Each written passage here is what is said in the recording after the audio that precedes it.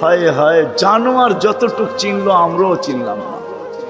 বিদায় হজের দিন আল্লাহ রসুল উম্মতের নামে যখন কোরবানি করতেছিলেন, তো নিজে 40টা কি 60টা উট নিজের হাতে কোরবানি করছেন, বাকিগুলো আলী রাদিয়াল্লাহু তাআলা আনহু করছেন।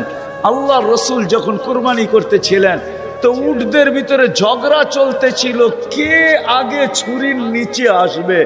উট চিনছে যে আমি এই হাতে যদি জবা হইতে পারি তো আমি ধন্য হয়ে যাব, কিন্তু উম্মত চিনে নাই, যার জন্য চোখের পানি কোনোদিন থামে নাই।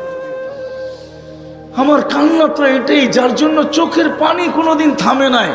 জিবরিল মিকাইল জিজ্ঞাসা করছে, মা জালা আরাকা তাবকি, যখনই দেখি কাঁদেন কেন?